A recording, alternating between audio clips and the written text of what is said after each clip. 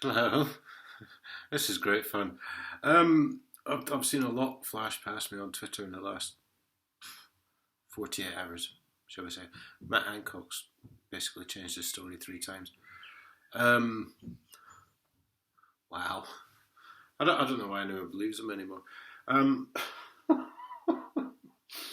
so, firstly, it was this is not specifically done in date order of where I saw the things, but these are the stories I've seen. All Matt Hancock.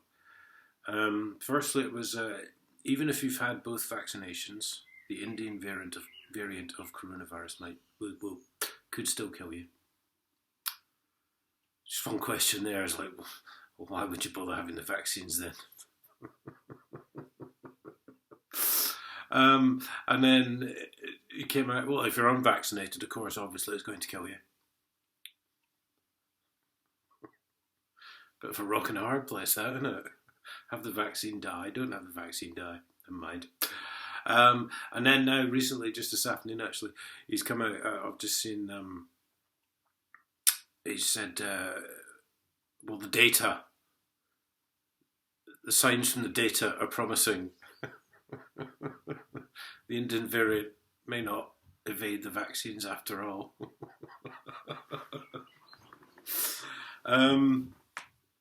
So, wow.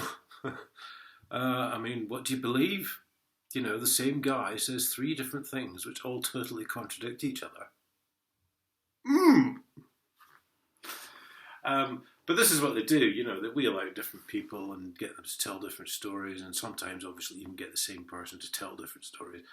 It's all about confusion and creating panic and all this. So I've been having great fun with the memories on Facebook because, of course, I was commenting on this quite religiously last year. And I don't know how many of you will recall. If you want to look up my Facebook, it's on a global setting, and it's just Paul Dacre. Just look for the seagull. I don't know how many of you will recall, but the BBC last year, every week, someone else was in danger of dying of coronavirus. A different sort of, a different type of person or a different race of person, whatever. So this was 1 year ago, apparently. This is what I wrote. They've added to the list of people more likely to catch coronavirus. It now includes BAME. When was the last time you heard BAME? It's black and minority ethnics or something, isn't it? It's to do with ethnic minorities. When was the last time you heard BAME? Even David Lammy's given up on that one. People over 75, people with mental health issues, men. Not that they're being ambiguous at all. Smokers, overweight people, women with low estrogen levels, and now chefs. Never did figure that one out.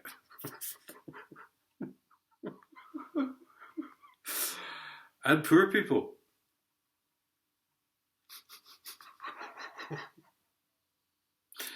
And the list just kept getting longer. It was great. Every week they just added.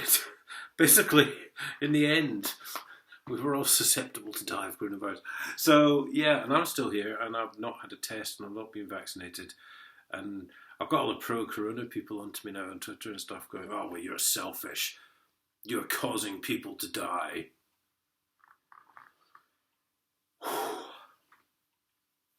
Wow. I've seen a lot of death in my life. I nearly, actually myself, personally, I nearly died when I was canoeing when I was 18 because I went under the water on a waterfall. I also nearly died when I was skiing when I was 18. I nearly died from food poisoning when I was about 24.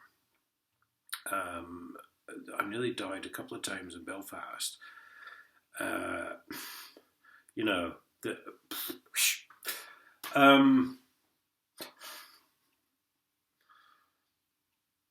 so, you're selfish.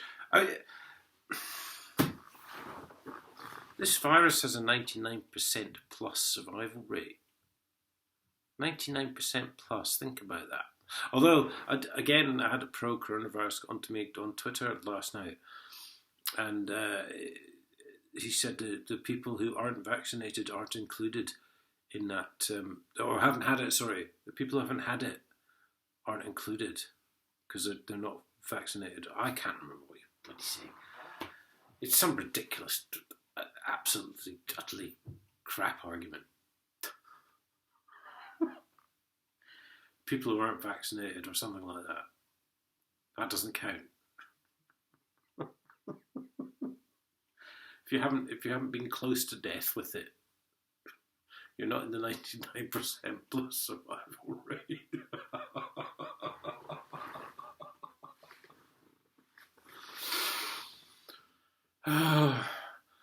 Well, I've been close to death many times, but case of the flu really isn't going to bother me.